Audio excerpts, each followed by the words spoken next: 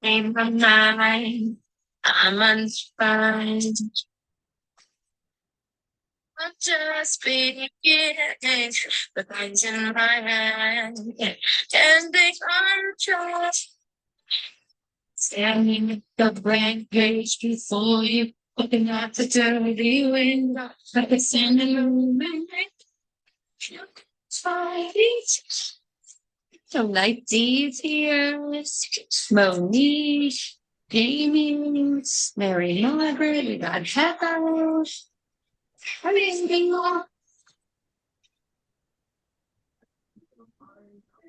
gotta compete with Jamie on the red lip every Monday. You better always show up at the red lip now, Jamie, because now I'm in. I'm invested. We'll just give it a minute or two. I'm trying to make a post about the next round of Untangled on the Bad Moms of Marlborough page. If any of you are on that page and you would like to comment after I post it, that would be amazing. Happy to do that. It's taking forever, of course, because I'm not supposed to post it right now. You have to post on Mondays. I know, but there's a reason, right? There's always a reason. Okay. It's for me. It's probably someone's going to be on at 9 that needs to see it. It's totally a reason. Release your ambition. All right, we're going to get started. Let me turn this off. Only you can get in. What do we got? 1, 2, 3, 4, 5, 6. All right, we're missing a couple of people. I haven't heard from anybody that they're not coming. So hopefully people are just coming in late. You guys, I know I say this every single week, but this is literally my favorite topic.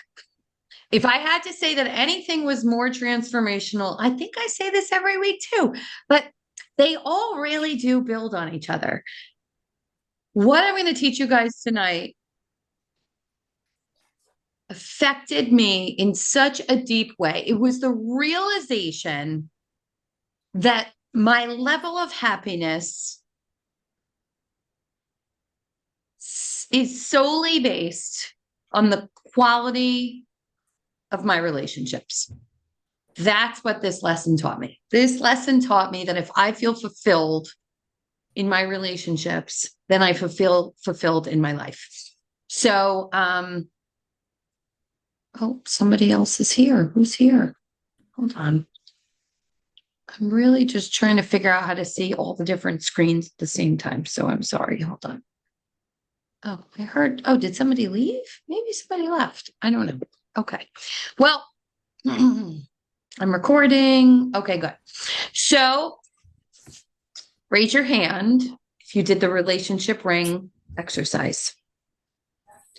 Two. Do I got everybody?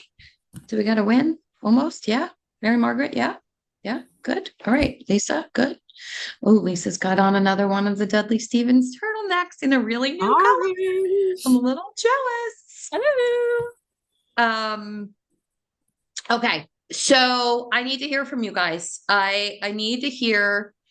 This is where we're going to start. I want you guys can just yell it out. I can't really look at the chat. I have way too much going on here. I want to hear some words that after doing that lesson and this exercise, you would use to describe your core crew. Just words. Give me words. Anybody can come off mute. Very few. Got it. Loyal. What else? Loyal. Who said loyal? Mary Margaret. Loyal. Yep. Loyal. Reliable.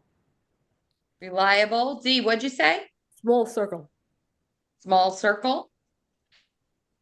What else? Honest. Honest. Brutally honest. Brutally honest. We used to say, I had a coach once and she would say, hit you over the head with a 2x4 honest. But the 2x4 was made of love. What else? Any other words? Teresa, give me a name. Give me a word for your core crew. Psychotic. Iconic. Sorry, they're a little crazy. That's fine. They're yours. When you need them to grab a shovel, it's not a bad trait. It is. It kind of needs a little bit of a psycho. Jamie, you got a word? I think everybody said what I had in my head, but it was definitely Right. small and loyal. I had heart and I had fun. When I thought about my core crew, I felt fun and I felt like it was heart. And I thought the word deep. That's what came up for me. Heather, you got anything else? No, loyal is a big one for me. What I noticed with my ring is there's kind of a gap in the middle. Like you're either in or you're out with me. So I have my real close circle is a little larger, but they're, people in my life for my whole life. And then there's people like, okay, I'll say hi and be friendly, but you're not getting in. Okay. We're going to talk more about that. We're going to kind of lump friendly few and core crew together tonight for like a bit of an exercise. And you're not wrong. We're just going to kind of define it a little bit more. All right. What about words for friendly few? For those, I think of fun more. Like just Fun. for me, it's a little more surface. I mean, they know some things, but like as you were saying in the video, not everything. All right. So a little bit lighter. Not as deep, lighter. Yeah. What else? What are some words They're for the friendly? Loyal, but won't necessarily grab a shovel. Yep. Still got loyal in there, right? Monique likes the shovel analogy. Teresa. I do because yeah. Sorry. Go ahead, Monique, and then we'll go to Teresa. Go ahead. No, it's funny because the first person that popped into my head for my core group, I'll never forget. Her husband said to me, we had a falling out. Her husband and I, we were close too, and he's like, it was so random, but he's like, she's the kind of friend that would just grab a shovel and not even ask or question why you need a shovel. And so, like, I'm like, yeah, she's my person. But yep, My person. I like that analogy. All right, Teresa, you're muted. Oh, D, you're next. I want to say easy vibes for friendly. Easy vibes with the friendly few. It is. It's easy. It's light. We're gonna have a good time. Teresa. Well, my friendly few, I would call them stable. Stable. That's a Stable. good one. Yeah, my core four, it's like they're like the mafia, or they're like a mafia. That's why I called them psychotic. But I'm protected with my core four. That was probably a better word than Protected. psychotic. That's Although they a are good psychotic, word. but protected. So protected and stable for the other All one. right. I love that both words mean safe. Stable is safe, protected is safe. Both words mean safe, which is kind of exactly what these rings were supposed to be. They're supposed to be the level of safety that you feel being your most vulnerable self. It's really what they are, right? What about acquaintances? Do we have any words for those acquaintances? Did you guys get the difference? Did you get like the acquaintances? They're not strangers. They're just not the F word. Right? What are some words for the acquaintances? Familiar. Familiar. I'm going to say comfortable. Comfortable. Well, I know in the video you talked about you kind of named them as colleagues, and I have a lot of people at work like that I guess you'd call them colleagues, but they're like people that I'm friendly with at work, but I wouldn't necessarily like I haven't hung out with them on the weekend, or like they don't know certain levels of my personal life. Like they'll know some levels and I feel comfortable with them, but it's not to the same level as the other two. Yeah, friendly. You said the word friendly. I would say friendly about them, right? Like I know we have our friendly few, but that's just because I like alliteration and double letters, right? But I would say acquaintances are friendly, right? There's not a lot of like angry faces out with acquaintances. I mean, you could see if someone's down, but when I think of acquaintances, I think of, hey, the neighbors, you're waving hello, right? Just acquaintances, people I see. I think a lot of the school friends with my kids, like the parents, like, I may not know your name. I got to look you up on Facebook. I'm looking at a friend of a friend to be like, what is her name? Right? Teresa and I could have been that before this, right? It's like you're an acquaintance, right? Like I see you, I know who you are. I have to think about which kid you belong to, right? And then you're like, oh yeah, I like her. I like her. She got a good vibe, right? It's a vibe. I feel like And it's social like fluff. strangers. Go ahead. Who's talking? I'm sorry. I feel like it's like fluff. Fluff. Yes, fluff's a good word, right? We can live in the fluff. It's not bad fluff, but it's also, I'm not in the mood for fluff. I'm not going to a place that's only acquaintances, right? Like Mary Margaret and I have talked about this, right? Like this year, you kind of spent the year saying, I really don't like all the fluff all the time. I'm kind of narrowing down my circle and where I want to spend my time, energy, and resources, right? So there might be a lot of acquaintances. So when I asked you to kind of do the exercise and really plot your names, I really didn't expect you to throw down the names of all the acquaintances. But there were some acquaintances that would probably pop up that you were like, yeah, they fit there because I almost gave them the F word label, but they don't really quite fit there. So I'm going to stick them over here, right? But there really is an abundance of acquaintances. But tonight in this session, we're actually going to watch a short video together. It's about 20 minutes, and it's based on one of Oprah's Super Soul sessions with Brene Brown. Raise your hand if you've ever heard of Brene Brown before me saying it in the past couple months. All right. So she's kind of like a thought leader on relationships and trust and vulnerability. Now she calls herself a researcher. She like dives into like the science behind relationships and vulnerability and trust and connectivity and how it really kind of affects your life. So we're going to watch this video and then we're going to come back and we're going to chat some more about what you learn in this video. And I'm going to watch it too for the 4th time this week because I absolutely love it. And I will send you guys the link to this because I think after you watch it, you're going to want to share it with people. I have shared this with more girl moms of my daughter's friends. How come I can't do this? Okay, I think I got it. All right, you just see Brene, right? Yes? Okay. Let me share the sound. All right, pay attention. Here we go.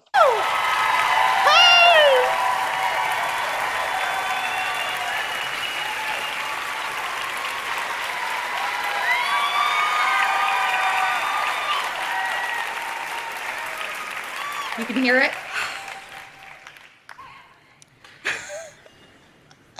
This is my intention right now. Don't cry before you start. Don't cry before you start. Oh, it just feels like an incredible understatement to say how grateful I am to be here with all of you. I feel like I have a relationship with many of you on social media, and you were like, T-minus 2 days. I'm like, it's coming! We're going to be together. So I am so grateful to be here with you. I'm going to talk about trust, and I'm going to start by saying this. One of my favorite parts of my job is that I get to research topics that mean something to me. One of my least favorite parts of my job is I normally come up with findings that kick me in the butt and make me change my entire life. That's the hard part. But I get to dig into the stuff that I think matters in my life and the life of the people around me. And the topic of trust is something I think I probably would have eventually started to look at closely because I study shame and vulnerability. But there's a very personal reason I jumped to trust early in my research career, and it was a personal experience. One day, my daughter, Ellen, came home from school. She was in 3rd grade, and the minute we closed the front door, she literally just started sobbing and slid down the door until she was just kind of a heap of crying on the floor. And of course, it scared me. And I said, oh my, what's wrong, Ellen? What happened? What happened? And she pulled herself together enough to say, something really hard happened to me today at school, and I shared it with a couple of my friends during recess. And by the time we got back into the classroom, everyone in my class knew what had happened. And they were laughing and pointing at me and calling me names. And it was so bad, and the kids were being so disruptive, that her teacher even had to take marbles out of this marble jar. And the marble jar in the classroom is a jar where if the kids are making great choices together, the teacher adds marbles. If they're making not great choices, the teacher takes out marbles. And if the jar gets filled up, there's a celebration for the class. And so she said, it was one of the worst moments of my life. They were laughing and pointing, and Miss Balkum, my teacher, kept saying, I'm going to take marbles out, and she didn't know what was happening. And she looked at me, and she, just with this face that is just seared into my mind, and said, I will never trust anyone again. And my first reaction, to be really honest with you, was damn straight. You don't tell anybody anything but your mama. Yeah, right? That's it. I mean, that was my like, you just tell me. And when you grow up and you go off to school, mama will go too. I'll get a little apartment. And the other thing I was thinking, to be quite honest with you, is I will find out who those kids were. And while I'm not going to beat up a 9-year-old, I know their mamas. That's the place you go to. And I'm like, how am I going to explain trust to this third grader in front of me? So I took a deep breath and I said, Ellen, trust is like a marble jar. She said, what do you mean? And I said, you share those hard stories and those hard things that are happening to you with friends who over time you've filled up their marble jar. They've done thing after thing after thing where you're like, I know I can share this with this person. Does that make sense? And that's what Ellen said. Yes, that makes sense. And I said, do you have any marble jar friends? And she said, oh yeah, I totally. Hannah and Lorna are marble jar friends. And I said, and then this is where things got interesting. And I said, tell me what you mean. How do they earn marbles for you? And she's like, well, Lorna, if there's not a seat for me at the lunch cafeteria, she'll scoot over and give me half a Heine seat. And I'm like, she will? She's like, yeah, she'll just sit that like that, and so I can sit with her. And I said, that's a big deal. This is not what I was expecting to hear. And I said, then she said, and you know Hannah on Sunday at my soccer game? And I was waiting for this story where she said, I got hit by a ball, and I was laying on the field, and Hannah picked me up and ran me to first aid. And I was like, yeah? And she said, Hannah looked over and she saw Oma and Opa, my parents, her grandparents, and she said, look, your Oma and Opa are here. And I was like, boy, she got a marble for that? And she goes, well, not all my friends have 8 grandparents, because my parents are divorced and remarried. My husband's parents are divorced and remarried. And she said, and it was so nice to me that she remembered their names. And I was like, And she said, do you have marble jar friends? And I said, yeah, I do have a couple of marble jar friends. And she said, well, what kind of things do they do to get marbles? And this feeling came over me, and I thought, the first thing I could think of, because we were talking about the soccer game, was that same game, my good friend Eileen walked up to my parents and said, Deanne, David, good to see you. And I remember what that felt like for me. And I was like, certainly, trust cannot be built by these small, insignificant moments in our lives. It's got to be a grander gesture than that. So, as a researcher, I start looking into the data. I gather up the doctoral students who've worked with me. We start looking, and it is crystal clear. Trust is built in very small moments. And when we started looking at examples of when people talked about trust in the research, they said things like, yeah, I really trust my boss. She even asked me how my mom's chemotherapy was going. I trust my neighbor. Because if something's going on with my kid, it doesn't matter what she's doing, she'll come over and help me figure it out. You know, one of the number one things emerged around trust in small things? People who attend funerals. This is someone who showed up at my sister's funeral. Another huge marble jar moment for people.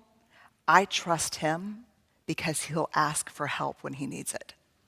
How many of you are better at giving help than asking for help? Right? So asking for help is one of those moments. So one of the ways I work as a grounded theory researcher is I look at the data first, then I go in and see what other researchers are talking about and saying, because we believe the best theories are not built on other existing theories, but on our own lived experiences. So after I had looked at this, I said, let me see what the research says. And I went to John Gottman, who's been studying relationship for 30 years. He has an amazing work on trust and betrayal. And the first thing I read, trust is built in the smallest of moments. And he calls them sliding door moments. Sliding Doors is a movie with Gwyneth Paltrow from the 90s. Have y'all seen this movie? So it's a really tough movie because what happens is it follows her life to this seemingly unimportant moment where she's trying to get on a train. And she makes the train, but the movie stops and splits into two parts, where she makes the train and she doesn't make the train. And it follows them to radically different endings. And he would argue that trust is a sliding door moment. And the example that he gives is so powerful. He said he was lying in bed one night. He had 10 pages left of his murder mystery. And he had a feeling he knew who the killer was, but he was dying to finish this book. So he said, I want to get up, brush my teeth, go to the bathroom, and get back in and not have to get up. I just want, you know that feeling when you just want to get all situated and read the end of your book. So he gets up and he walks past his wife in the bathroom who's brushing her hair and who looks really sad. And he said, my first thought was, just keep walking, just keep walking.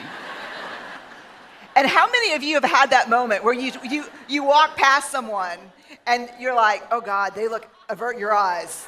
Like, or you look at caller ID or your cell phone and you're like, oh yeah, I know she's in a big mess right now. I don't have time to pick up the phone, right? Yes or no? This looks like guilty laughter to me. He said, that's a sliding door moment. And here's what struck me about his story. Because he said, there is the opportunity to build trust. And there is the opportunity to betray. Because as small as the moments of trust can be, those are the moments of betrayal as well. To choose to not connect when the opportunity is there is a betrayal. So he took the brush out of her hand and started brushing her hair and said, what's going on with you right now, babe? That's a moment of trust, right? So fast forward 5 years, and I'm clear about trust, and I talk about trust as the marble jar. We got to really share our stories and our hard stuff with people whose jars are full. People who've, over time, really done those small things that have helped us believe that they're worth our story. But the new question for me was this: what are those marbles? What is trust? What do we talk about when we talk about trust? Trust is a big word, right? To hear I trust you or I don't trust you, I don't even know what that means. So I wanted to know, what is the anatomy of trust? What does that mean? So I started looking in the research, and I found a definition from Charles Feltman that I think is the most beautiful definition I've ever heard. And it's simply this: trust is choosing to make something important to you vulnerable to the actions of someone else. Choosing to make something important to you vulnerable to the actions of someone else. Feltman says that distrust is what I have shared with you that is important to me is not safe with you. So I thought, that's true. And Feltman really calls for this, let's understand what trust is. So we went back into all the data to find out, can I figure out what trust is? Do I know what trust is from the data? And I think I do know what trust is. And I put together an acronym, BRAVING, B-R-A-V-I-N-G, braving. Because when we trust, we are braving connection with someone. So what are the parts of trust? B, boundaries. I trust you if you are clear about your boundaries and you hold them and you're clear about my boundaries and you respect them. There is no trust without boundaries. R, reliability. I can only trust you if you do what you say you're going to do, and not once. Reliability, let me tell you what reliability is in research terms. We're always looking for things that are valid and reliable. Any researchers here or research kind of geeks? There's 10 of us. Okay, so we would say a scale that you weigh yourself on is valid if you get on it and it's an accurate weight. 120. Okay. So that would be a very valid scale. I would pay a lot of money for that scale. So that's actually not a valid scale, but we'll pretend for the sake of this. That's a valid scale. A reliable scale is a scale that if I got on it 100 times, it's going to say the same thing every time. So what reliability is you do what you say you're going to do over and over and over again. You cannot gain and earn my trust if you're reliable once, because that's not the definition of reliability. In our working lives, reliability means that we have to be very clear on our limitations so we don't take on so much that we come up short and don't deliver on our commitments. In our personal life, it means the same thing. So when we say to someone, oh God, it was so great seeing you, I'm gonna give you a call and we can have lunch. Yes or no? No. It was really great seeing you.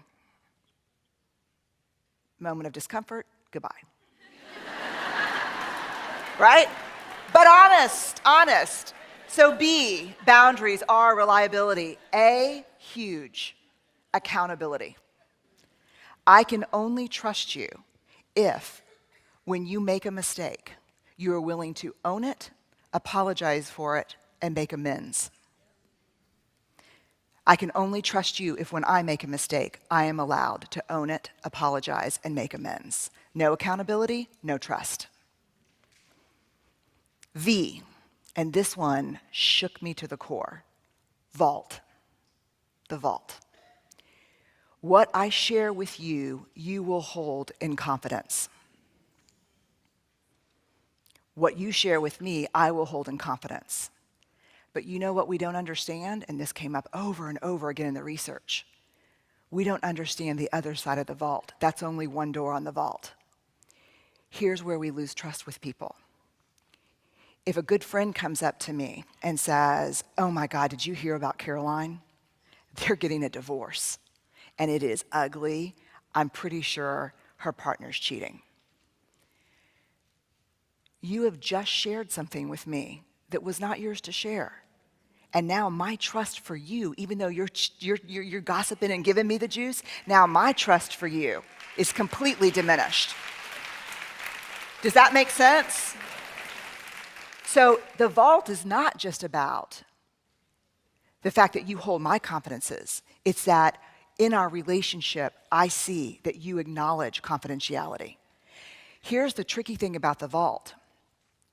A lot of times, we share things that are not ours to share as a way to hotwire connection with a friend, right?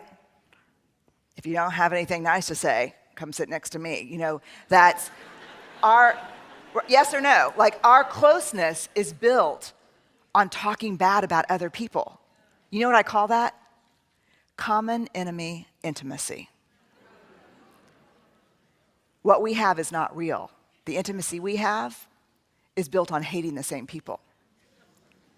And that's counterfeit. That's counterfeit trust. That's not real. So the vault means you respect my story, but you respect other people's story. I, integrity. I cannot trust you and be in a trusting relationship with you if you do not act from a place of integrity and encourage me to do the same. So what is integrity? So I came up with this definition because I didn't like any of the ones out there, and that's what I do when I don't like them. I do. I look in the data and I say, what's integrity? Here's what I think integrity is. 3 pieces. It's choosing courage over comfort, choosing what's right over what's fun, fast, or easy, and practicing your values, not just professing your values. Right? I mean, that's integrity. In non-judgment, I can fall apart, ask for help, and be in struggle without being judged by you. And you can fall apart and be in struggle and ask for help without being judged by me. Which is really hard because we're better at helping than we are asking for help. And we think that we've set up trusting relationships with people who really trust us because we're always there to help them. But let me tell you this, if you can't ask for help and they cannot reciprocate that, that is not a trusting relationship. Period. And when we assign value to needing help, when I think less of myself for needing help, whether you're conscious of it or not, when you offer help to someone, you think less of them too. You cannot judge yourself for needing help, but not judge others for needing your help. And somewhere in there, if you're like me, you're getting value from being the helper in a relationship. You think that's your worth. But real trust doesn't exist unless help is reciprocal and non-judgment. The last one is G, generosity. Our relationship is only a trusting relationship if you can assume the most generous thing about my words, intentions, and behaviors, and then check in with me. So if I screw up, say something, forget something, you will make a generous assumption and say, yesterday was my mom's 1-year anniversary of her death, and it was really tough for me, and I talked to you about it last month. And I really was hoping that you would have called.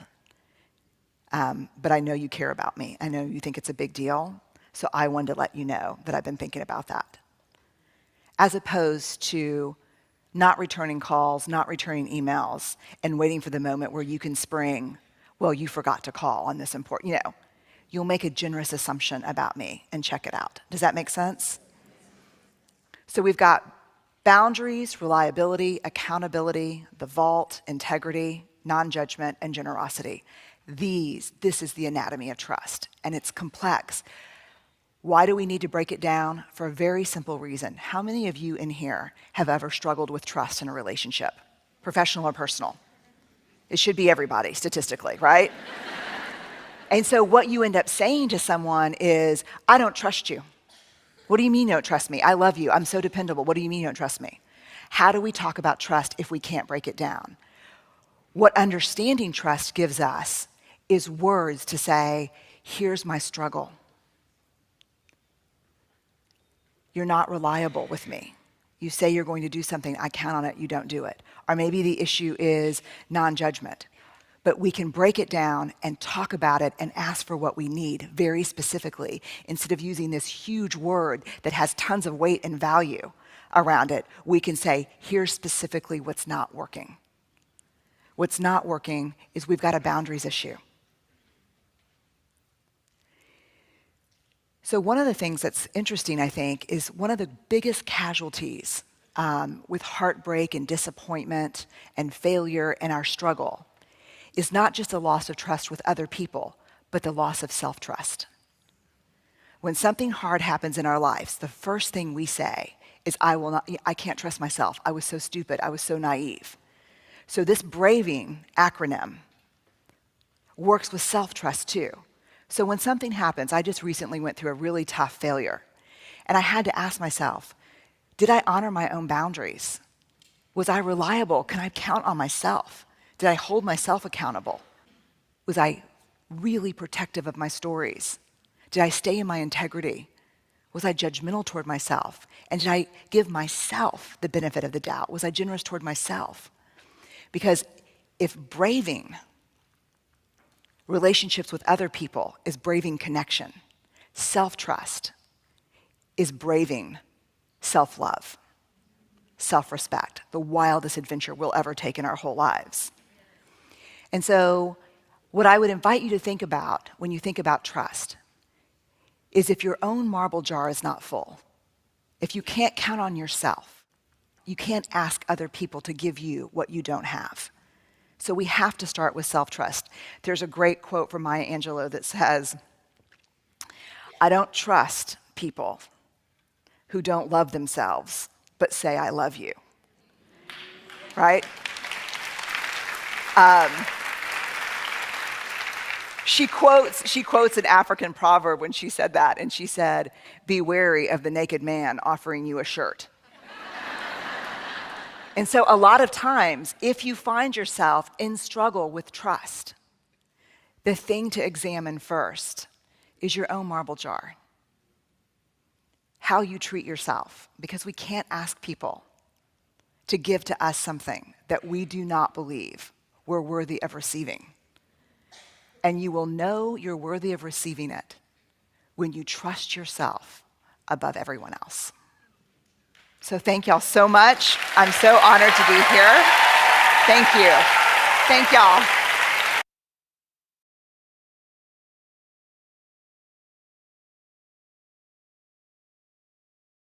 I'm muted. All right. First thoughts, anybody? Anybody got something to share about Brene and what we just heard? That was profound. I mean, that was like unbelievable. Pretty awesome, right? I mean, it's so clear. It's so clear, right? That the marble jar analogy, I'm telling you, it has saved so many of the young girl relationships and has transformed the way I think about my own friendships. But it's given me language, like actual language. Like Layla had something going on, and I was able to say, I played it for her. I played that part of it for her because it's so funny. I thought about explaining this story to you guys. And I was hemming and hawing all week about it. Like, how am I really going to hit home with what I want to say? But there's so much in what Brene Brown says that I was like, I'm just going to play it.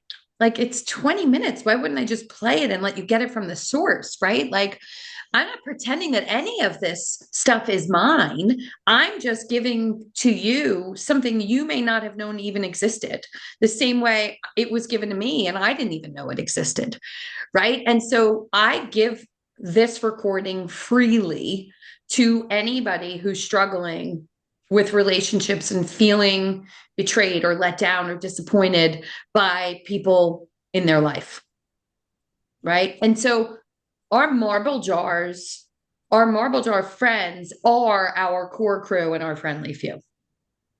That's who they are, right? You don't have to have like this full marble jar to be in my core crew. You could be part of my friendly few.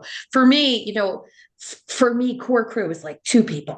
It's like 2, 3 people at any given time. And then my friendly few, maybe I got 6, 7, right? And the friendly few can jump into the core crew at any given moment, right? Like I have my best friend, I still call her my best friend from home, because when you go to college, you have home friends and you have college friends, and she was my best friend from home. So that's how I introduced her all the time. And she lives in North Jersey. Sometimes I wouldn't put her in my core crew because she's in my friendly few and she's not the one I'm thinking of right here, right now, in the midst of my mom's stuff locally, and I'm like, all right, my core crew now, who am I going to right now? But she's totally a marble jar friend. She has earned every ounce of that marble jar party that comes when that jar is full, right? And I've done the same thing to her. I know her parents' names. I know her brother's names. I know all the stories. I know all the history. She could be exactly her. She's the one that calls me and says, don't life coach me, but tell me if I'm being completely ridiculous right now, right? She wants me in the water a little bit. Like, she doesn't always want the bright side. She wants someone to hear her, right? And I get it. I'll come in the water. I'll pet your hair while you're in there, and I'll help you move over to the side, but only when you're ready. We'll pretend that I'm in the water too for a second, because you need it. And I know you need it, right? So that's the difference. But all of the analogies, so next week, we're going to get into that last piece about trusting ourselves. this week is really all about the friendships, the relationships, the closeness, the vulnerability, the trust. When I found this lesson, it helped me for the first time really be okay with that phrase, people are in your life for a reason, a season, or a lifetime. Right? Like, because there are some core crew that we think are lifetimers. Like they are lifers. We are thinking they're there forever, and then things can happen and they're not anymore. And we got to grieve that because we thought they were lifers. We're grieving what we thought would be in that relationship, right? But you can say, oh, this worked for a reason, or it worked for a season, or they were here for that. And I'm okay with it because they don't really fit into this mold anymore. And I'm ready to let them drift away into the ring that they actually belong in now. And I'm really okay with it. This was a way for me to let go of those lower level emotions that come with relationships and friendships that end or change. We have the guilt, we have the fear, we have the worry, we have the disappointment, we have the sorrow, we have the sadness, we have all of it. It's a way to not stay there. It's a way to feel it and then tell ourselves the truth. The truth is, I moved them here on purpose. The truth is, they never really belonged here to begin with. The truth is, it's been 2 years since they were really showing up as this version of themselves, right? And it's the truth. And we can say, I'm willing to go with the truth. I'm willing to let go of things, right? So you all saw the rings, you did the exercise, and you placed your people. Thank you for doing the work. But that's really just the beginning. So we're going to take Brene Brown's Braving acronym, because we all know at this point that I love a good acronym. And we're going to use it to set the framework for evaluating and adjusting the dynamics of those relationships that you put on your list and where they really fit in your rings. In other words, braving is going to be the way that what we use to see where people should be based on the poking and the being poked and the amount we're willing to tolerate and what we expect and our expectations of what trust and vulnerability really mean in our own relationships. So I'm going to share my screen again. Am I sharing my screen still? No, right? No. Okay.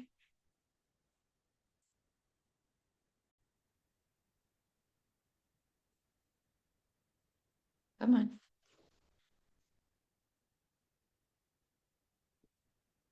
You would think I practiced this all week. Everything would move nice and smooth for me, but it's just not supposed to.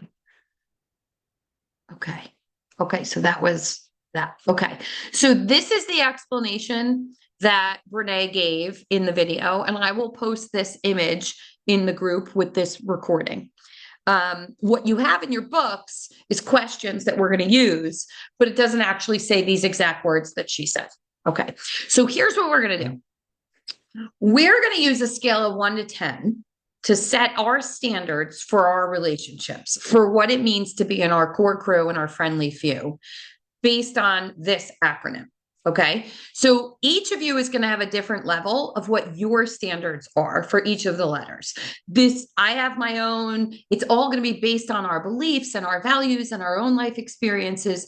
And that's okay. So I'm going to show you mine as we start to work through this exercise, but I want you to put your own numbers on it as we go. Okay. Right now, this is about trusting yourself and going through the boundaries, the reliability, the accountability, the vault, the integrity, the non-judgment, the generosity that she talked about, and saying, what do I need? What do I expect in my relationships? These are what I really believe are the foundational pillars of our relationships. I think she nailed it, which is why everyone felt like so powerful. Like I saw everyone smiling and nodding and laughing. Like she spoke to all of us. So grab your workbook and a blank piece of paper if you have one, or you can make a chart on your paper anywhere that you can fit it. But I'm going to show you my chart. Okay. So you're basically doing 4 columns. The first column is going to say braving. BRAVING. Each one's going to have a line. The next column is going to say core. That's your core crew. The next column is going to say friends. That's your friendly few. And we're actually going to put a number on acquaintances because I want you to see the flexibility of where you can move people that you currently have plotted on your list and why some of them may need to be moved to acquaintances and then maybe given a chance to come back. Okay. Makes sense? Everybody's clear on the chart? 4 columns, BRAVING, and then we're going to start to give numbers. Don't put your numbers there yet. We're going to walk through every single one of them individually. Okay, so we're going to start with B for boundaries.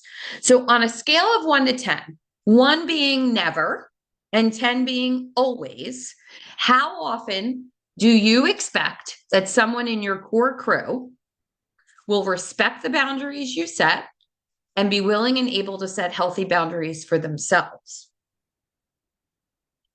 Specifically meaning if they aren't clear on something, they're going to ask and not do the wrong thing, right? If they see something's uncomfortable to you, they're not just going to go ahead and keep doing it. They're going to be like, is this okay with you? Or I'm thinking this, or you know their boundaries and they know you boundaries. How important is it that you're able to communicate boundaries on a scale of 1 to 10 with your core crew? And then same thing with your friendly few. And this isn't like, you broke a boundary, it was a 10, you're out. You're not in my core crew. It's not what it is. This is about you understanding what your expectations are so that you can see if you have that feeling sometimes that someone really quite doesn't belong there, you're going to start to identify why. And maybe you just need a boundary in place and they can stay there, right? I'm going to share some examples of how that happened with me as we keep going throughout this whole thing. All right. What about your acquaintances? Do you have any expectations about boundaries with your acquaintances? For me, when I think of acquaintances, I told you, I'm kind of thinking of the PTA ladies. I'm kind of seeing people around town that were the mothers of the friends of my kids. They're acquaintances. I know you enough. We've been in a lot of the same rooms together, right? But I'm not calling you, right? If you're at a party, I might come over and be like, hey, how's your kid? And then we're moving on. We're talking about the weather and that's really it. But do I have boundaries? Kind of do. There are some. There are boundaries around what I'm willing to talk about with you, right? I'm not going there. So I gave it a 5. But my core crew and my friendly few, I got boundaries. And you know them and you have boundaries and I know them. We get it. It's kind of like that, right? All right. We're going to move on to reliability. The question to ask here is, on a scale of 1 to 10, with 1 being never and 10 being always, how often do I expect people in my core to do what they say they're going to do? Not overpromise, but committing to being somewhere, to doing something, to bringing something, and then actually doing it. How often do I expect that they're going to do what they say they're going to do? For your core. Again, it's hard to get in my core. That's why there's 2 people in there. I'm a hard 10 there. You do what you're going to say you're going to do. If you don't, we're going to have a discussion about it, which is my boundary, right? And we're going to get into the rest. There's not going to be judgment in there. It's just going to be like, what happened? Like, I really expected this, right? And then do it for your friendly few. And then see if you could throw a number in there for your acquaintances.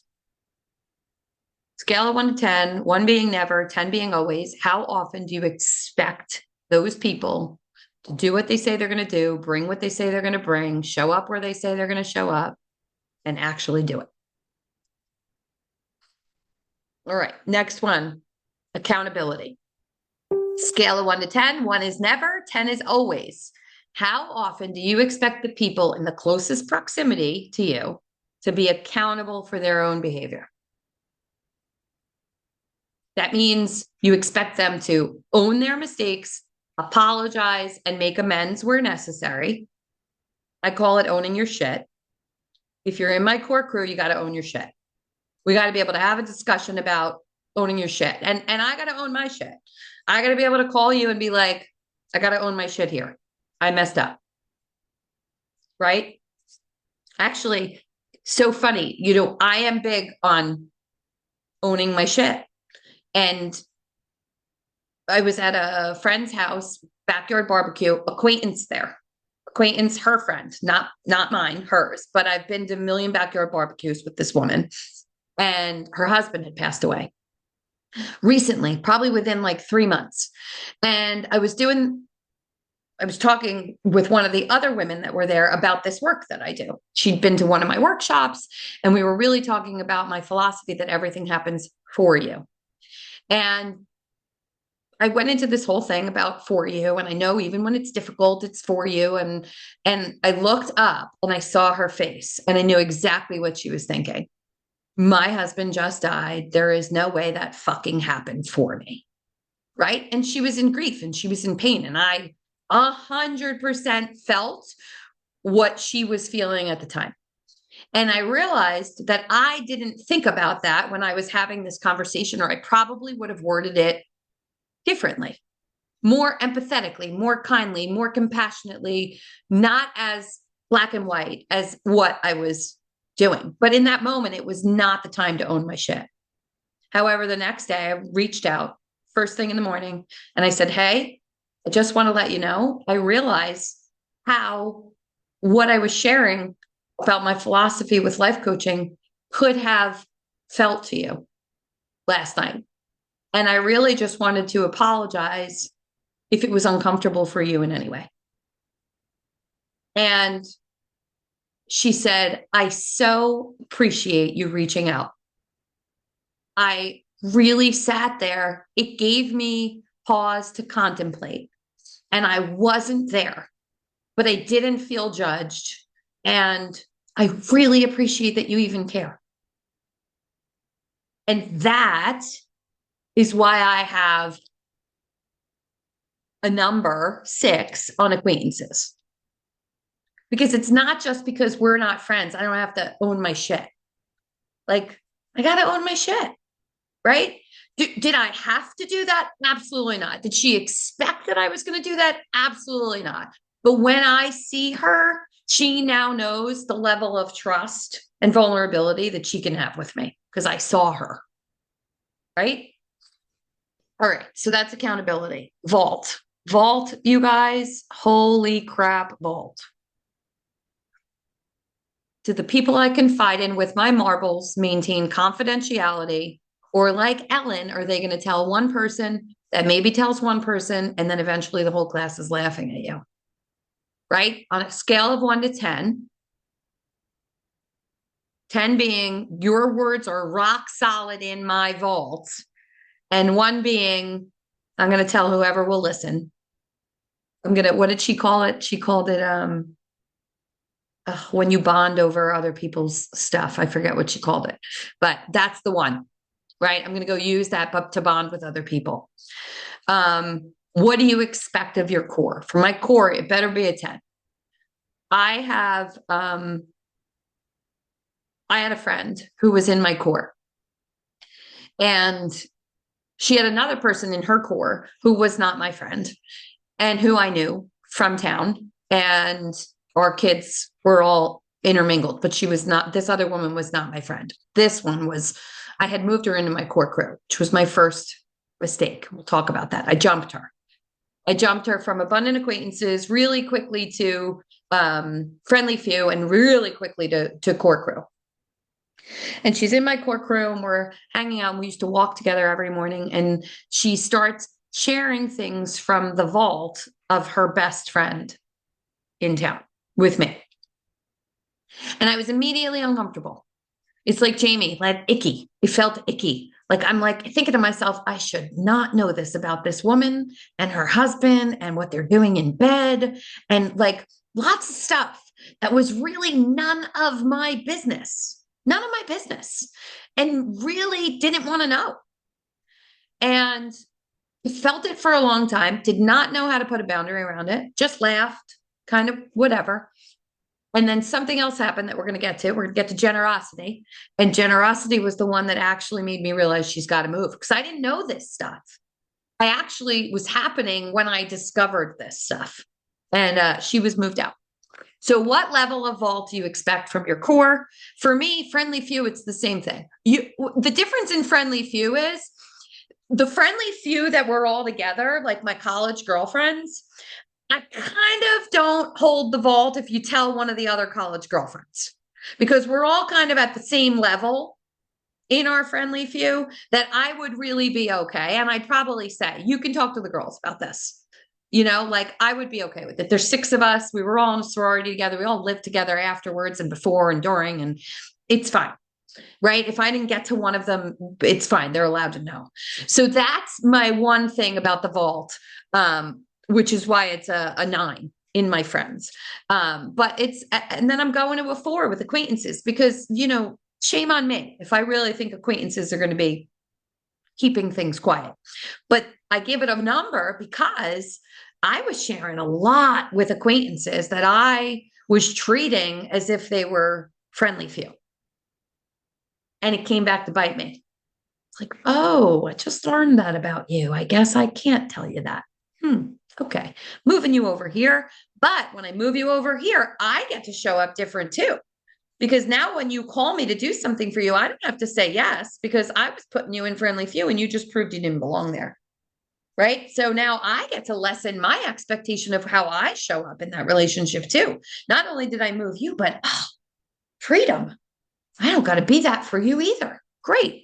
I'm not going to go and share your vault stuff because that's not who I am. My vault is pretty solid. My vault as a human being is pretty solid. But I don't know that about other people, and most people are not like that. All right, let's go to integrity. If I skip one, raise your hand, but I think I'm in order. No, go to integrity. This is big. Where are the honest people hanging out in your rings?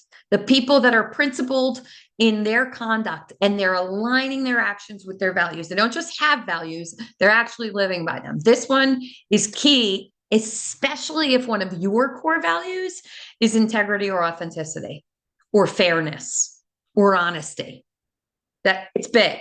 This one's big, right? So scale of 1 to 10, how often would you expect someone to be impeccable with their word? 1 being never, 10 being always. You're going to choose courage over comfort, like Renee said. You're going to choose what is right over what is fun, fast, or easy. You're going to choose to practice your values rather than just say them out loud, right? Jamie, you shared that story again about the icky dinner, right? You noticed this right away. I had moved some people to friendly few and you just showed me you don't act in integrity. I'm move you over here and I'm going to show up a little different now too, right? Thank you for showing me who you are so that I have all of the information to make about how well I can trust you and move you through my rings. It's pretty amazing, right? All right, integrity, give it a number. Non-judgment. This one is huge because I am a giver and not an asker, right?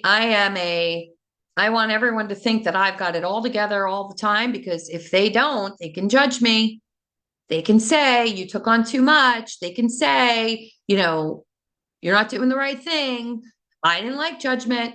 As a recovering perfectionist, judgment was the enemy. I like to be perfect and I want you all to think I am. And I may shove every ounce of shit in my house in the closet, but when you get here, you will tell me how clean my house is and I will say thank you. That was the former version of me.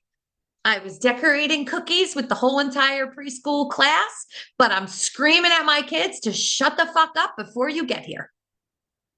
That was me putting on a show, Little Miss Perfectionist, because I couldn't handle the judgment, couldn't handle the truth.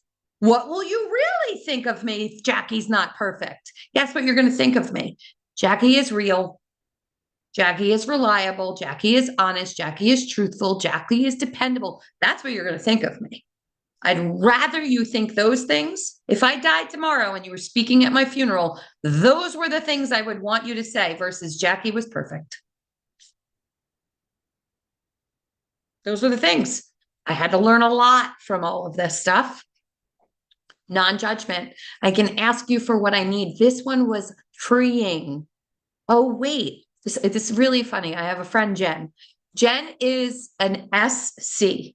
She's super quiet and super reserved and super structured. And I am an I, shiny next thing. And I know I annoy the fuck out of her most of the time. But she also loves me and appreciates me for who I am. She can honor our differences, right? She doesn't annoy me because I get it. That's who she is, right? But I could annoy her. When I realized that I moved Jen into core crew, friendly few, she goes in and out depending on where we are and what we're doing. I realized that I could ask Jen for what I want.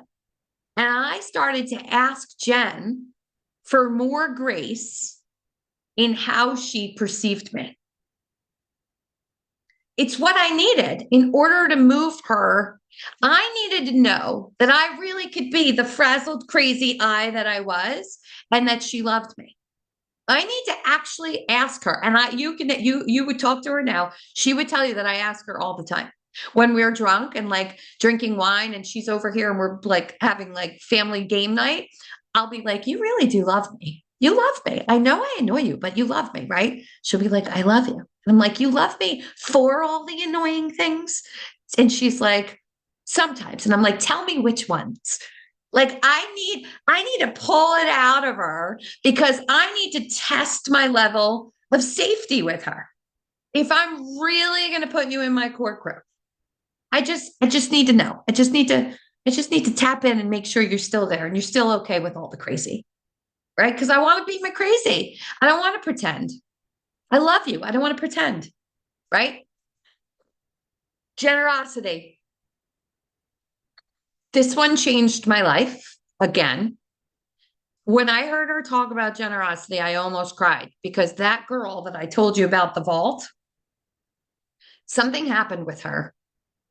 And I had already done this work. So I was really good friends with her. The vault stuff was going on. And then I learned this and I immediately thought, holy shit, that's what's going on with her.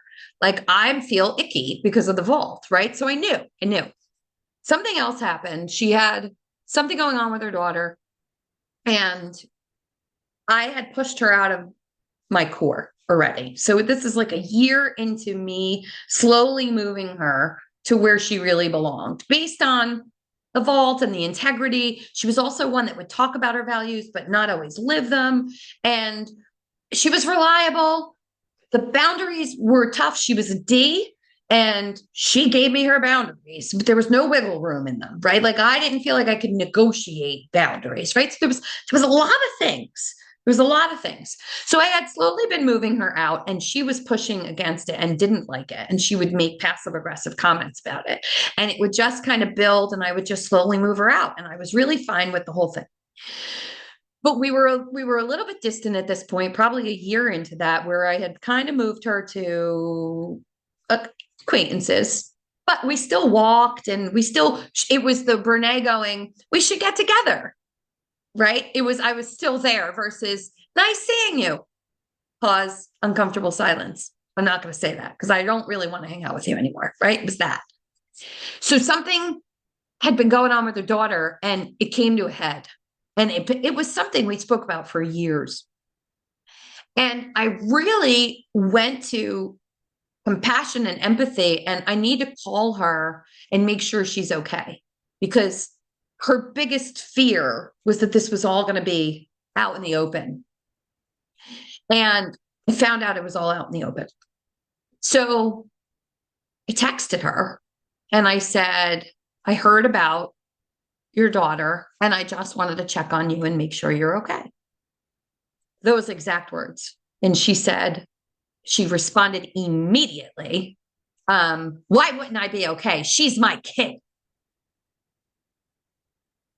Now, I could have read it that way because obviously it was a text, but I know her personality and I know what she was saying with that text. And I immediately thought I showed up as a core and I'm not in her core anymore. So I called her immediately and I said, I'm sensing from your response that, what did I say? I used be clear because I was in this. I said, that you aren't okay that I reached out. And she went into this whole thing about how she felt that I was calling for gossip. And I took a deep breath and I thought, I never in a million years would gossip. And if after all this time and all that we've shared, you think that I gossip, there's really a disconnect here. So there was no generosity there. She did not extend the most generous interpretation of that text to me. And it was literally the final straw of me moving her to acquaintance and being totally okay with it. Because I had guilt. I had guilt for that year that I had moved her and she didn't know she was being moved. I had guilt that I wasn't being authentic because I was still saying we should get together and then hoping she never called. I had guilt. I had guilt. I had worry. I had fear. I had all the stuff. I didn't own it. I was not owning my shit because I didn't feel safe to do it. And now all of a sudden it all made sense. I didn't feel safe because I was still acting as if you thought I was here. And now you just showed me you do not think I'm here and we are good. We are free. And I literally said the words to her, if that's what you think of me, it saddens my heart, but I get it. And I really just called to wish you well. And I hope she's okay. And I hope you're okay. And I'll see you around. Never, ever reached out to her again. I see her.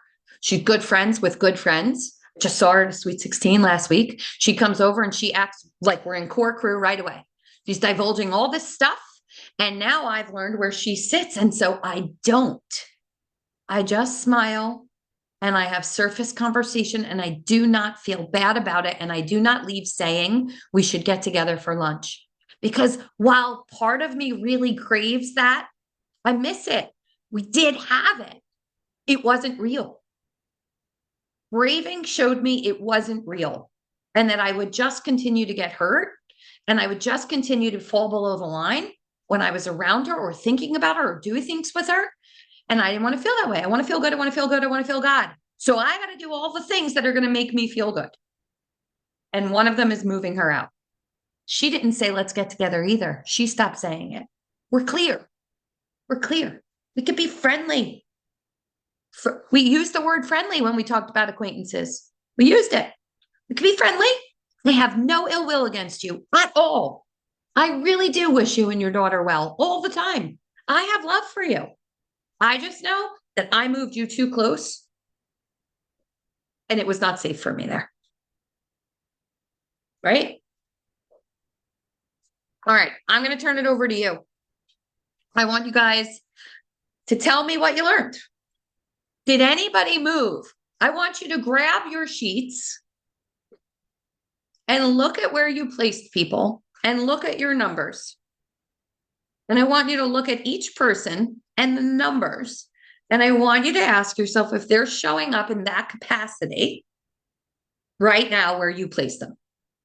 So if you had a 10 down the line, like I did for core, I want you to look at the people in your core and I want you to say, are they a 10 to all these? And am I in their core? And am I a 10 in all those? Whatever number you gave as your expectation for them is your expectation of yourself to them as well. Right? Because that's what I was saying. I was treating her, I was thinking she had me closer and I had guilt that I didn't want to be there. When I realized I didn't have to show up with a friendly number and I could show up with an acquaintance number, I was free. So look and see, does everyone belong? I'm just going to set a timer for like 3 minutes. Look and see if everyone that you've placed where you placed them belong there. And I'm not telling you have to move them. So don't think because you're looking now and you're like, no, I'm not telling you have to move them. There's ways we can keep them where they are. And we're going to talk about that next. So just take a look and maybe star the people that may not belong there. And then kind of draw an arrow to where maybe based on this information, they fit right now. Not where you want them to be, but where based on this information, they fit right now.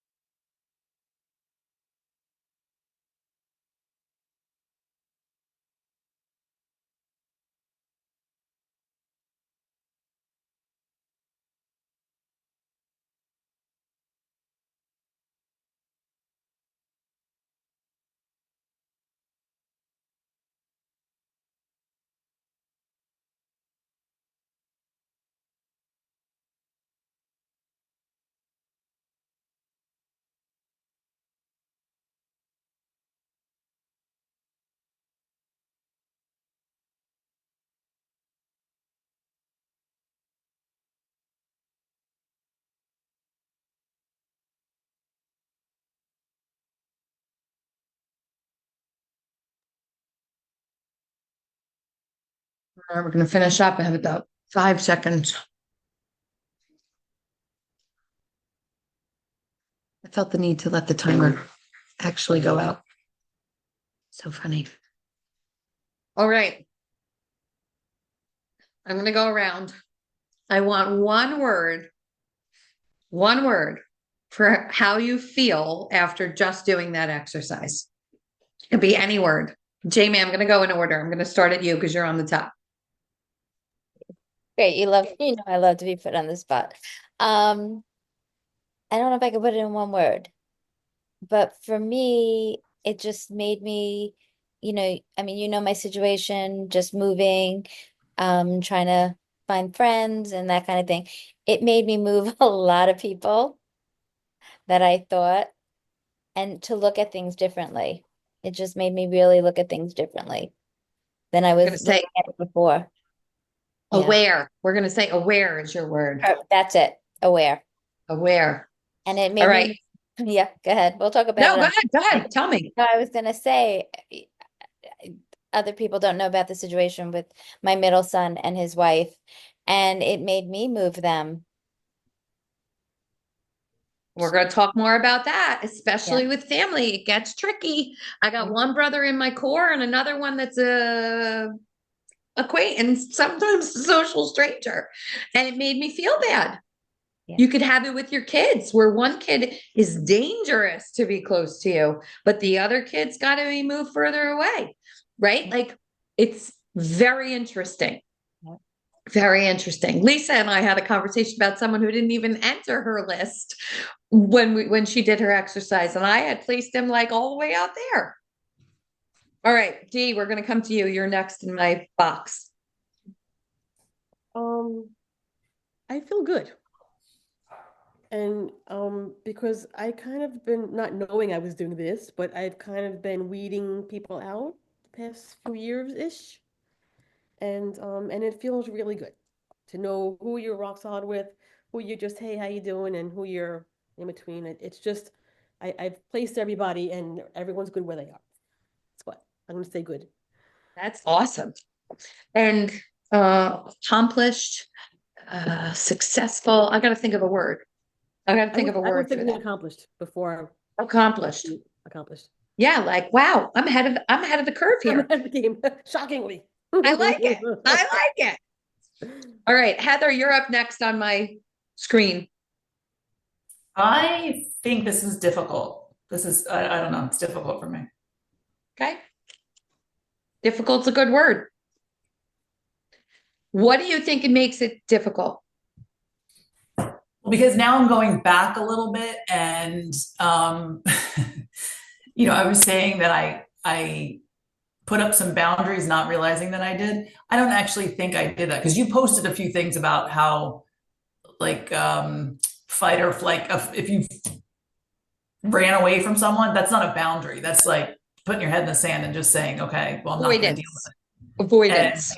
Avoidance. So I think I was giving myself a little too much credit. I was saying I put up boundaries, but I really didn't. I was just like, oh my gosh, this is not good. I'm out. And I think that's kind of like with these circles, then I'm like a lot of, I don't know, like I'm all in or I'm all out, right? So, and I got burned by some acquaintances too, right? I didn't know at the time. I was bringing them in and giving them a lot more trust. And I, at that point, would have said they were, my core people, but they really weren't. And then it turned around and it did burn me. And I don't, I don't even like wave at them half the time anymore. And it was a big group of people.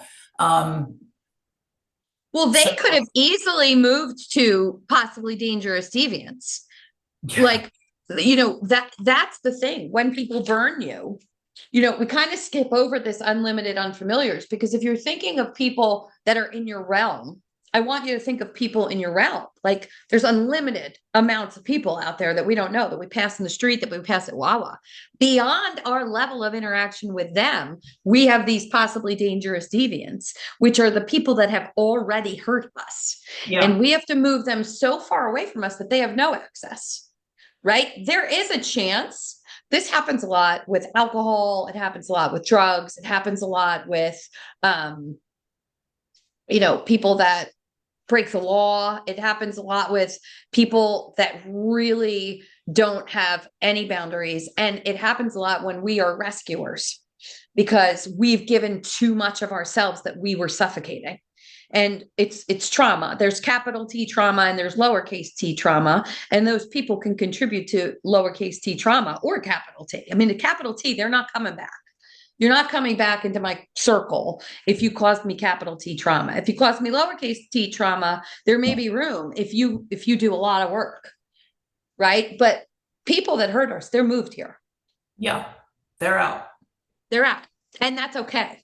And I want to talk about avoidance really quick too. I'm going to send you the blog that I wrote about the conflict resolutions because the styles, because there is a place for avoidance. Avoidance is either I'm not ready to deal with it, or I pretend it's not there and I won't ever deal with it because it's too difficult, right? So a lot of that could have been I'm not ready, and so I pushed it away, right? Even if you're not aware that that's what you were doing.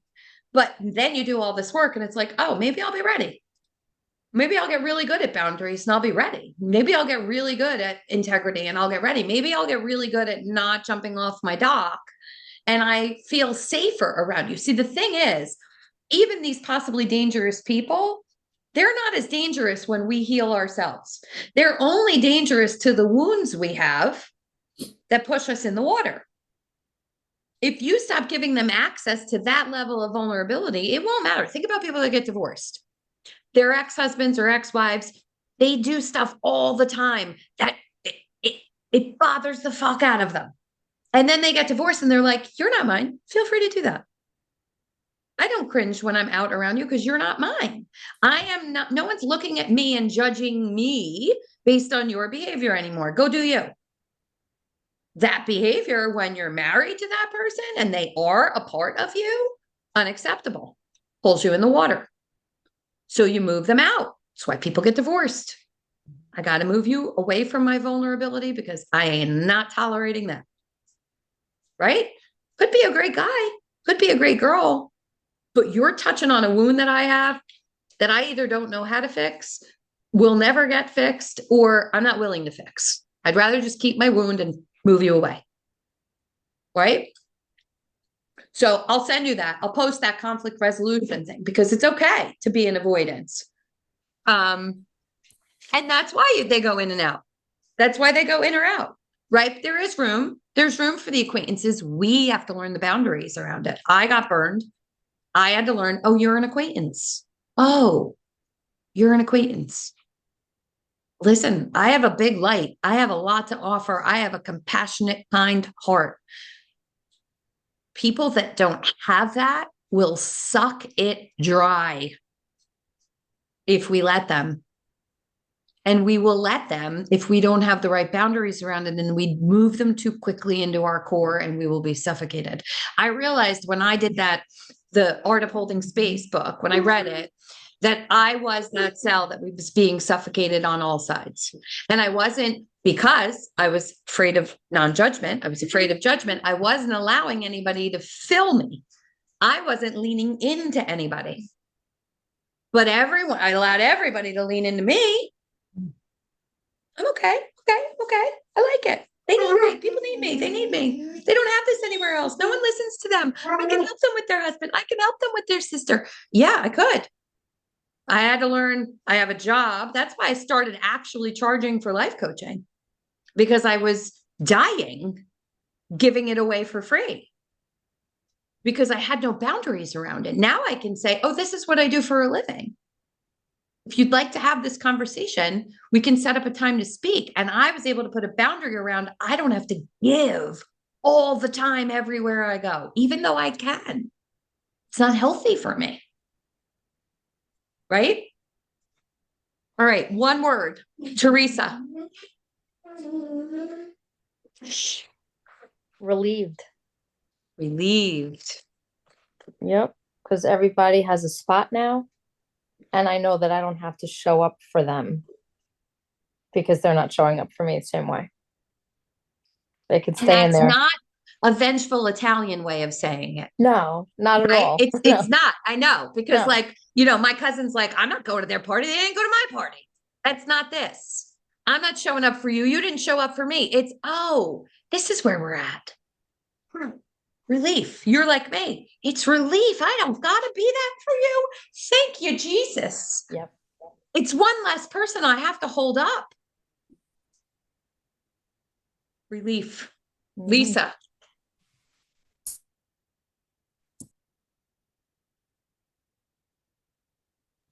There we go. So I dove deeper into this since our conversation on Saturday, and it's been 2 words or 3: eye-opening and a little bit sad, because I was able to reflect on, you know, some people that used to be in my core crew, and 2 of them are dangerous deviants at this point.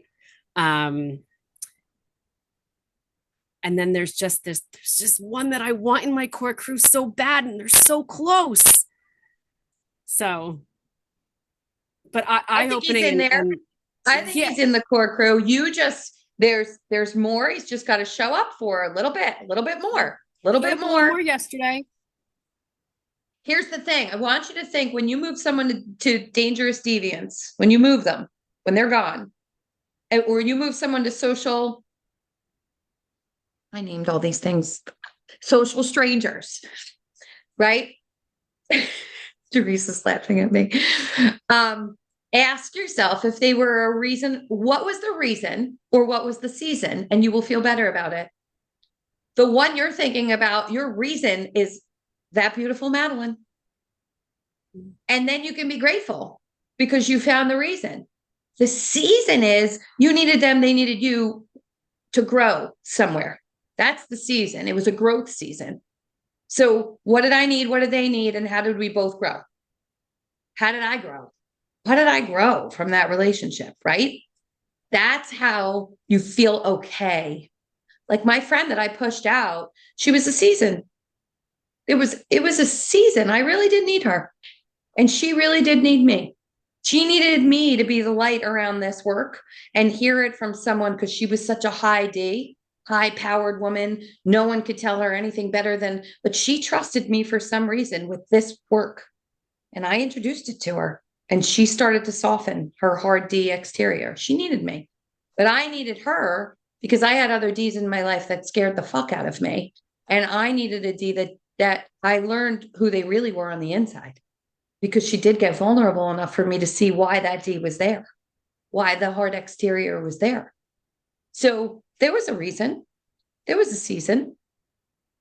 I thought it was going to be a lifetime. Shame on me.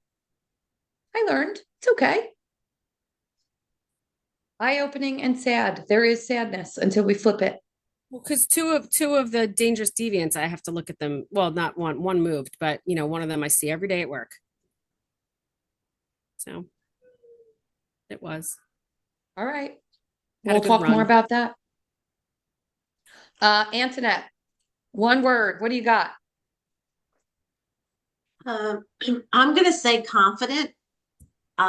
When my mom passed 2 years ago, I saw who my friends were and who were in my corner as opposed to who wasn't.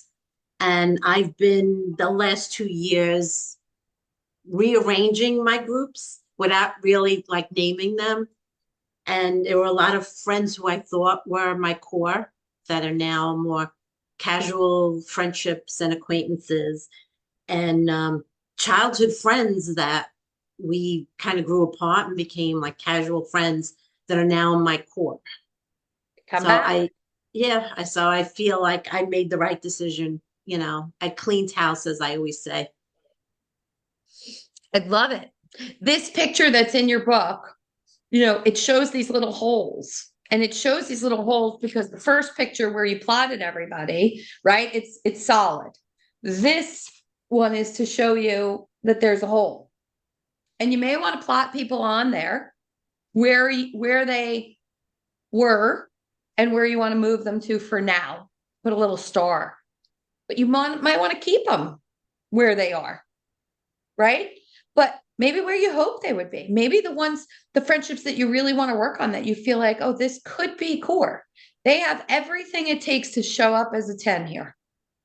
They have everything it takes. And so do I. And I like them enough where I'm willing to do that. Right? You can move it. Good job, Antoinette. Absolutely. It's amazing. Like, I've already been doing this. Who knew? But was there guilt involved? That's the difference, because we do it, but we feel bad about it. I was already doing it too with my friend. I didn't know I was doing it, but I had guilt about it. Couldn't wrap my head around why. What's wrong with me? Am I really going to let this one thing bother me that much that I don't want to be around her anymore? I literally didn't want to be around her anymore. One day I woke up and I just didn't want to be her friend. And in my head, I could not justify it. And then I saw this. Absolutely. It does make you feel better about your decisions. Absolutely. Can I add something Mary real quick? Margaret, I have you next up on my screen.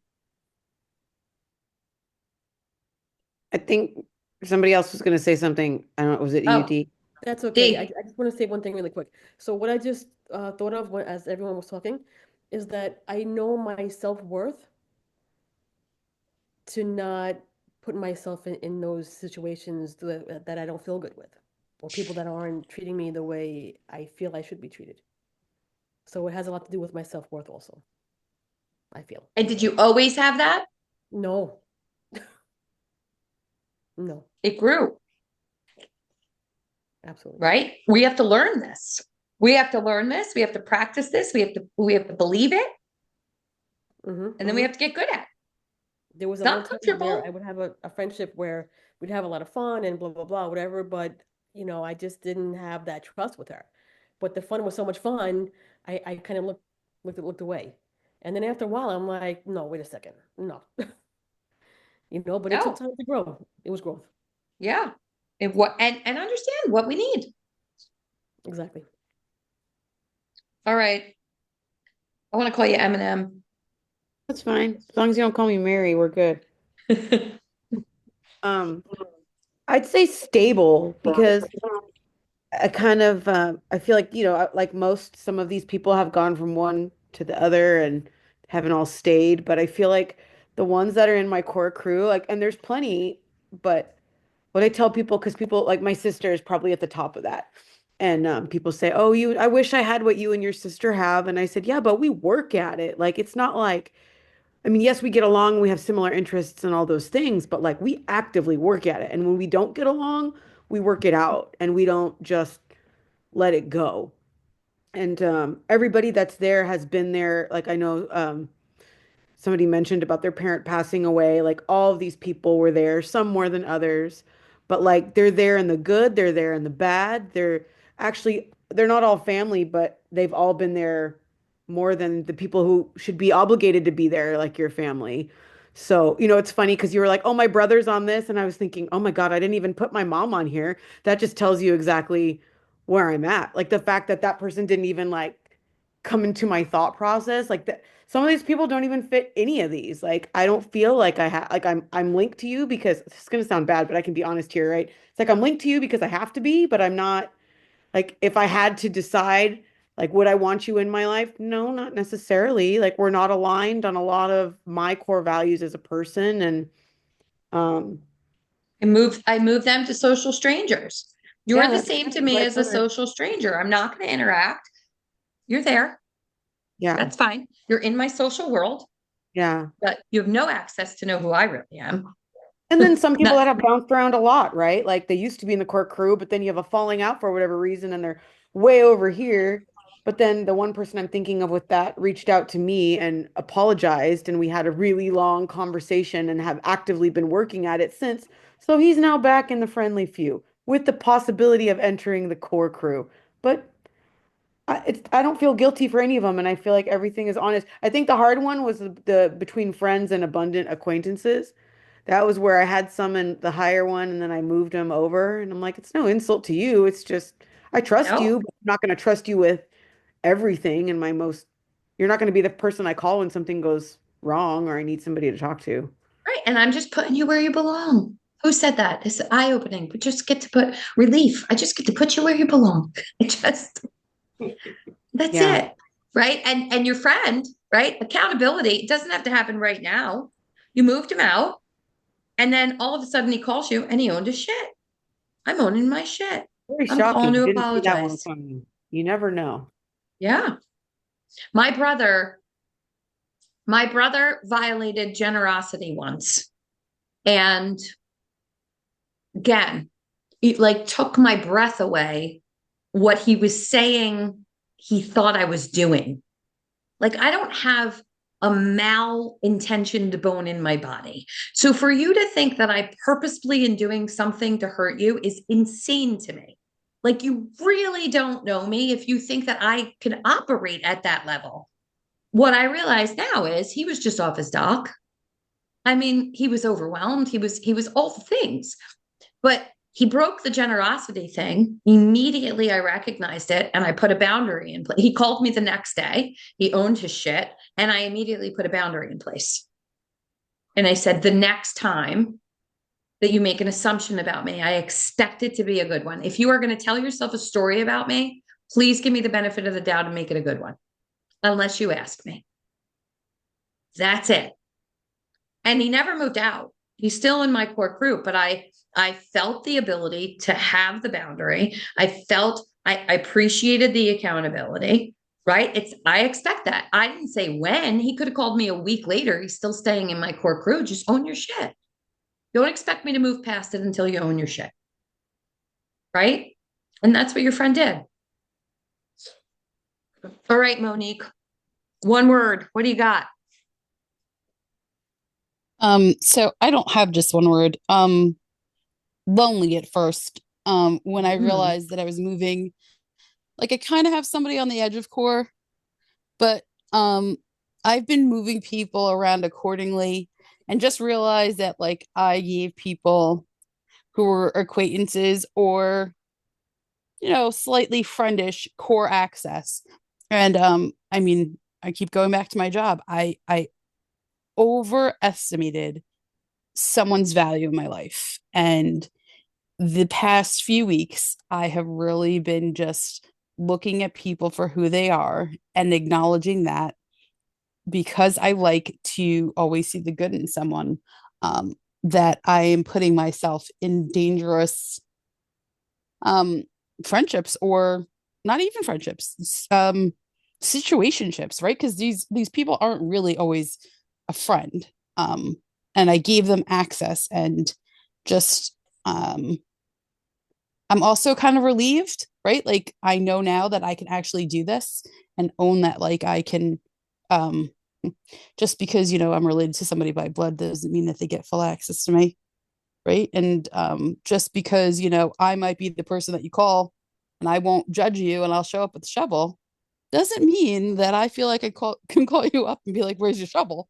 Which kind of sucks on some level, but it is what it is. And I just know that not only did leaving my job open up things, but like friends came back into my life. And that was really interesting because I realized how much I needed them and I didn't think I did. So it's me realizing that I have to give people some grace and maybe adjust my numbers, because I may have hold them to a higher level of accountability than I was holding myself to. In which So you started owning your own shit. Yeah. These past couple of weeks with the people that are coming back around, just like you're like Mary Margaret's friend that jumped in. You're the friend that came back. Like, and I'm going to own my shit. And your friends were doing the same thing, right? It's a big time to be accountable. It has a lot to do with our age too. We're at a point where when you really can look at all this stuff, that lonely is a good word. Like, am I really in this core by myself here? Like, who do I have? And contrast equals clarity. What do I want? What do I want? And now I know exactly what I'm looking for. Mm-hmm. Now I know I don't get, again, who's responsible for moving people in and out of these rings? Us. Yeah. They don't get to bully themselves through the rings. We allow it. Right. We allow it. We allow how people are going to treat us. We define it. Right. Yep. So There's no walls. We get to move them with no guilt, with no shame, with just clear, thank you so much for helping me understand what I've done so far so that I can be better at what I do going forward. It's really it, right? This for me was a guide on how to fill in the blank, be a better mother, daughter, friend, lover, all of it. Like I kept saying, I got to be a better daughter, right? Like that, it's a big one for me. Then I realized like my parents aren't really very reliable. They're not very accountable. They don't live in non-judgment. They're sometimes not very generous, but I have to be the best daughter that ever existed. I have to show up in their core. My mother will tell you yes, because that's what seniority and age gets you. People just have to do it for you. She'll tell you yes. It's not true though. And now I can have a boundary that says, I can't do that. This is what I need in return. Right? But it also gave me pause to say, what do I want to work on? Do I want them in my core? If so, I have to set the ground rules for how I'm going to make them be accountable. I'm going to call when my mom says, I'm not talking about this because she's avoiding, right? It's not that she wants to put up a boundary. She's avoiding having the conversation because it's difficult. She doesn't want to take accountability for what went on. I can say, I understand you don't want to talk about this, but it's very necessary for me to have a conversation about this so that I can feel safe next time this comes up. Calm versus yelling at her, screaming, fighting, not speaking for 3 weeks, her giving me the silent treatment. Very different now. Hey, Mom, listen, I get you don't want to talk about it, but in order for me to move on, I have to talk about it. You don't have to say a word. I'm just asking you to listen for 2 minutes. This is what I need. This is the solution I have. Do you think we could do that? I'm not talking about this anymore, Jackie. Okay, Mom, but please don't tell me that I didn't call you for 2 weeks and then answer the phone saying, oh, you're finally calling your mother. You don't get to do that because I'm telling you now what I need to have this conversation so that tomorrow, if I feel like calling you, I'm over it. I'm removing her ability to keep me from the boundaries that I need to keep in order to keep the vulnerability level where I need it to be to keep her in the friendly few. You want that relationship. I want that relationship. This is what needs to happen. Do you like it when I do that to you? No, then we're not going to do that anymore. Let's agree on that. It's calm, but it has to happen in green. It has to happen on the dock. All these conversations, they have to happen when we're on the dock. All of them. They can't happen when you're even teetering on the edge because you will go over.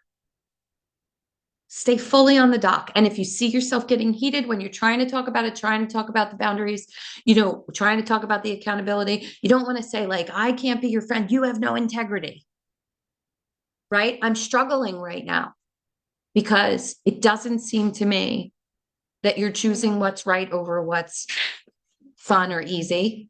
And choosing what's right really is important to me. And I need to know if it's a one-off or if this is who you are.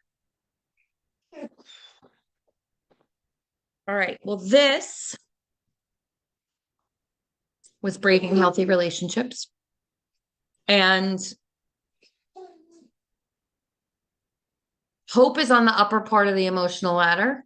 And with these guidelines, you can go from all those frustrating feelings and all those guilty feelings and all those worrisome feelings to hope. Like, oh, all I have to do is establish better boundaries. Oh, all I have to do is be a little more reliable if I want to improve that relationship. How have I not been showing up as that? Maybe we're not in someone's core that we want to be in. And we look at this and we say, is there something about me that could be off-putting to them in these areas? Am I talking about my sister's husband to them?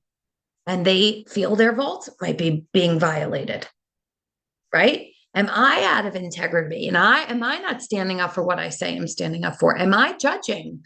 Do they feel safe to come to me with the truth? Jackie, listen, it really bothered me when you were talking about for me and my husband died. She didn't feel safe to come to me with that. But if she was in my friend who had the party, could have called me on that. She didn't even notice. I called her before I called the other friend the next day to say, I can't believe I did this.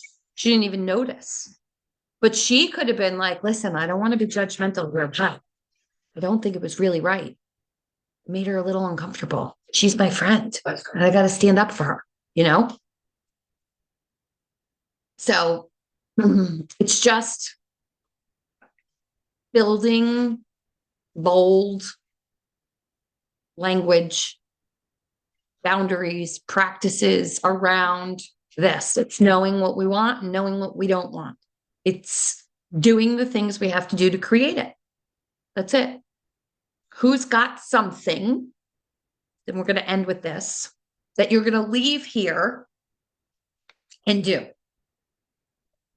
Something you're going to start doing or stop doing. One thing you're going to start doing or stop doing. I'm going to go around because no one's going to volunteer. I'll go from the bottom up. Monique, something you're going to start doing or stop doing based on craving. I'm going to I'm going to actually work on the generosity part and stop assuming that there's not a good intention behind some of my friends' actions. I realized I was thinking about a conversation about, someone who moved somebody out of their core, even their friends. They're just an acquaintance with this person who we all used to be best friends. And we had this conversation and I realized I had shifted her as well. But I've kind of had open communication with this person rather than just cutting them off. So I'm going to do my best to just keep working on that part because that's where I'm lacking a little bit. That's awesome. Don't make assumptions, right? She's saying we're all going to make assumptions. Let's just be generous with them. Yep. Right? Yep. Eminem, what do you got? I just want to keep trying to spend quality time with these people, and I'm finding new ways to do that. Like, nobody wanted to see Mufasa at the movies with me, so I asked my friend Michael, who's in my core crew, and he said, "Of course I want to go to the movies with you." So we went. I work weird hours, and so he gets off earlier than most of my friends. So we went after work and we saw Mufasa, and it was great. And both of us are like, "Why don't we do this more often? On Tuesdays, it's only $6, like early bird special. Let's go."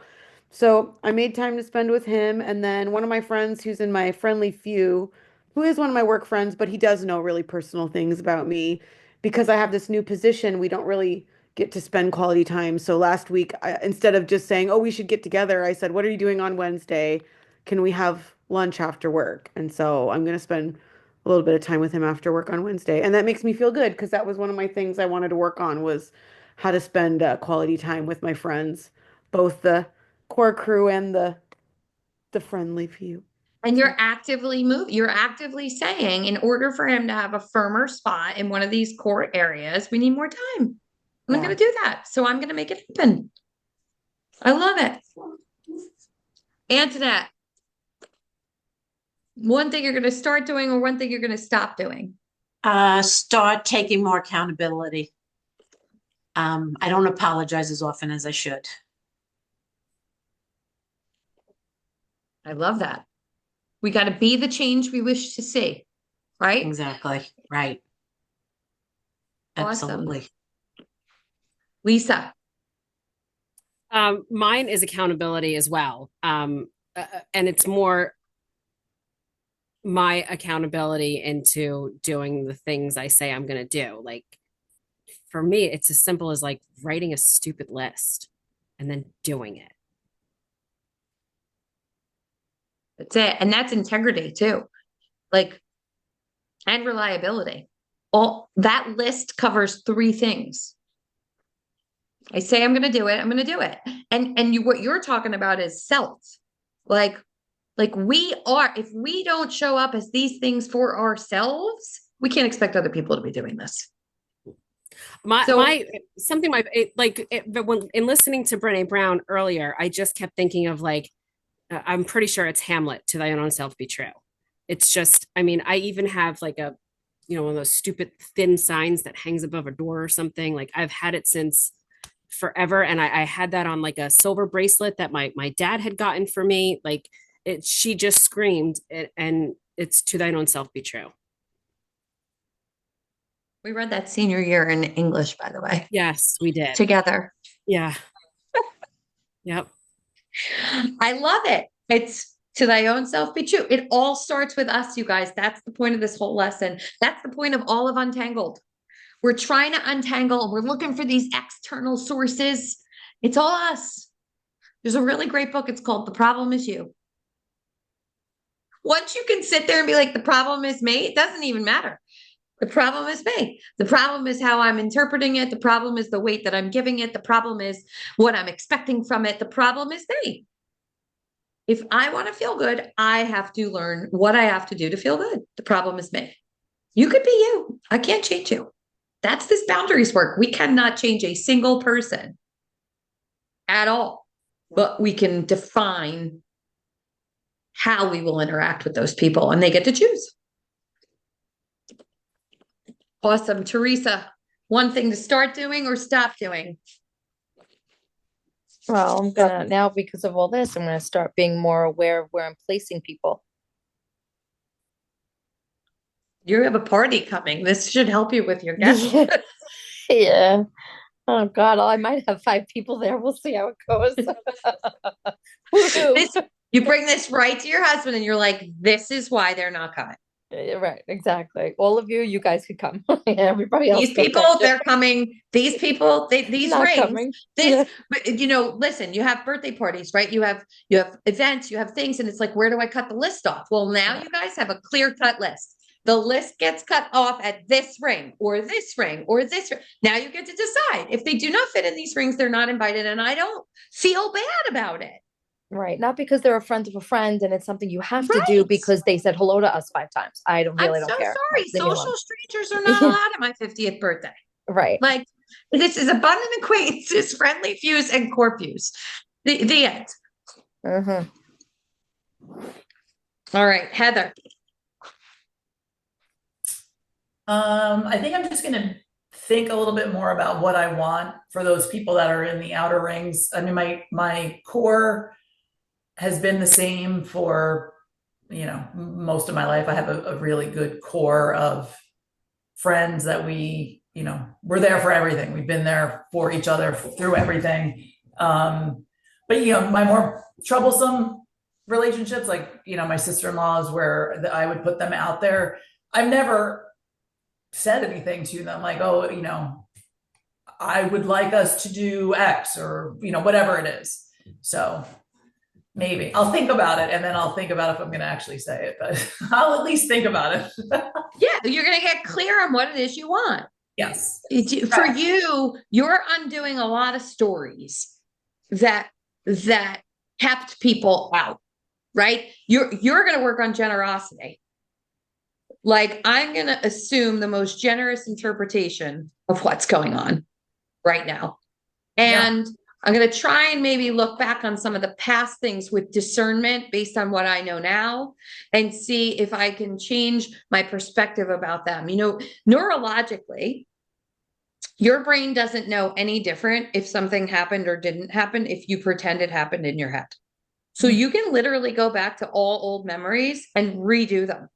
If you can get vivid enough with your imagination, you can tell yourself a completely different story that happened. You could literally change the past in your own mind, and it changes your feelings about people. So if you could go back with discernment and revisit some of the hardest times with them and try and see it through the lens of what they were going through at the time, what might have been going on with you at the time, what it really meant versus what we assumed it meant, and how the assumptions could have led to other things, you can undo it all. And again, like, once you start showing up different, they do. The energy is no longer a match to be negative around each other. So yeah, I think for you, it's generosity. Right. And to not, I wanted them to be a certain way that they just never were and never will be. Right. So I need to kind of get past that. And that's not reality. So deal with what reality is and how to make that better. It's radical acceptance. It's you are you and I am me. And that is how it is. And I have to radically accept it or not, Yes. or not.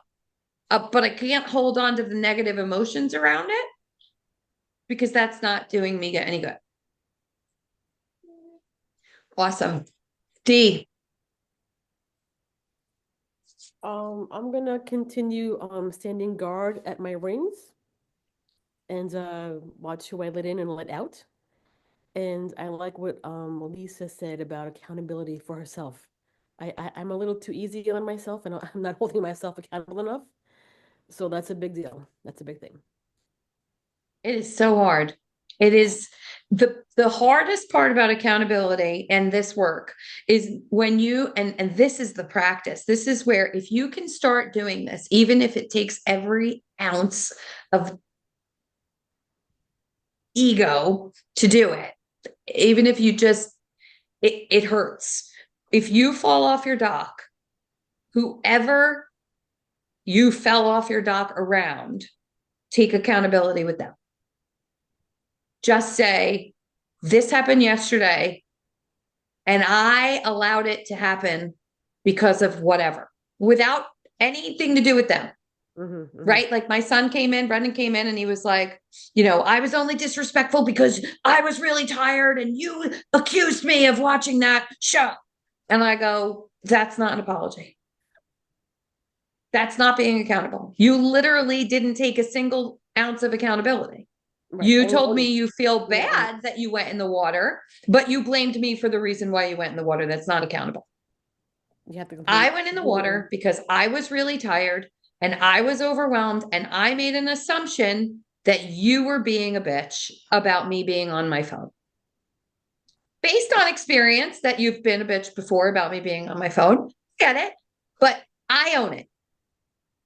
It's so hard. It is so hard.